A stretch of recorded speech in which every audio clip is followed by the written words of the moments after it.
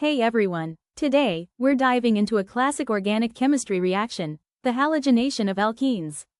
If you've ever wondered how we turn a simple carbon-carbon double bond into a vicinal dihalide, you're in the right place.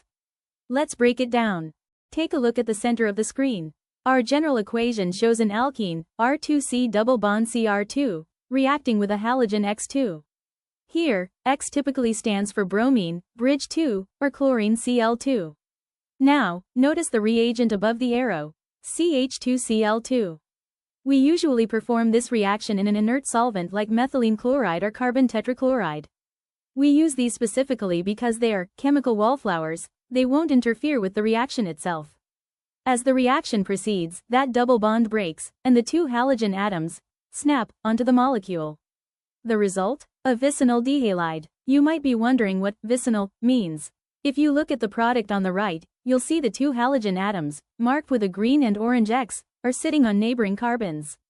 Think of them as neighbors rather than being stacked on the same carbon. So, to recap, we start with a double bond, add some bromine or chlorine in a safe solvent, and end up with two halogens on adjacent carbons. It's a clean, efficient way to functionalize a simple hydrocarbon. Now, you might think this addition is a simple snap-on process, but the actual mechanism is a bit more sophisticated. It happens in two distinct steps. Step 1 is the formation of the cyclic ion. As that halogen molecule like bromine or chlorine gets close to the electron-rich double bond, it becomes polarized. The pi electrons from the double bond reach out and attack the halogen, kicking out a halide ion X in the process. This creates a bridge called a cyclic halonium ion. It looks like a three-membered ring with a positive charge, which is why you'll often hear it called a bromonium ion. Then comes step 2, the backside attack. The halide ion we kicked out earlier is now looking for a way back in, acting as a nucleophile. But because that bridge is blocking the top side of the molecule, the halide is forced to attack from the opposite side to open the ring. This leads us to the most important takeaway of this reaction, anti-addition. Because the second halogen has to come in from the back, the two halogen atoms always end up on opposite sides of the molecule's plane. So, remember, it's not just about adding two atoms, it's about the specific bridge and attack dance that ensures they land in a trans-like orientation. Let's look at the simplest case of this reaction in action, the bromination of ethene. On the left, we have our reactants. We start with ethene CH2 double bond CH2, a simple alkene with a double bond. Next to it, we have elemental bromine bridge 2. In the lab, bromine is a very distinct reddish-brown liquid, as you can see in the beaker icon. Now, pay close attention to the visual cue at the bottom. When we mix these two together, the bromine adds across that double bond to form 1,2-dibromoethane. But the coolest part isn't just the new molecule, it's what happens to the color. As the bromine reacts and becomes part of the new colorless product, that deep reddish-brown tint completely disappears. Because of this instant color change, the bromination of ethene is a famous lab test for unsaturation. If the color vanishes, you know you started with an alkene. It's one of those satisfying moments where the chemistry you can't see creates a result you definitely can. Stereochemistry is where many students hit a roadblock, so let's clear that up using cyclohexene as our example.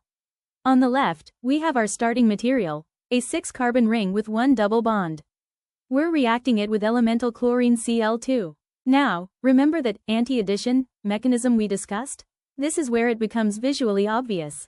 Because the chlorine atoms are forced to attack from opposite sides of the ring's plane, they cannot end up on the same side. If you look through the magnifying glass at our product trans 1,2-dichlorocyclohexane, you'll see one chlorine atom on a wedge and the other on a dash, pointing away from you. In a rigid ring system like this, anti-addition must result in a transorientation. You won't see a cis product here where both chlorines are on the same side. So, when you're predicting products for ring halogenation, always think in 3D. One halogen goes up, the other goes down.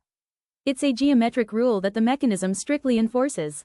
To wrap things up, let's look at this summary table to lock in the key features of alkene halogenation. First, our reagents. We are looking for chlorine or bromine typically dissolved in an inert solvent like methylene chloride, CH2Cl2. These are the tools that get the job done. Next, the intermediate. This is the most crucial part of the mechanism. The reaction doesn't just jump to the end, it forms a cyclic halonium ion. This three-membered ring bridge is the reason behind the reaction's specific behavior.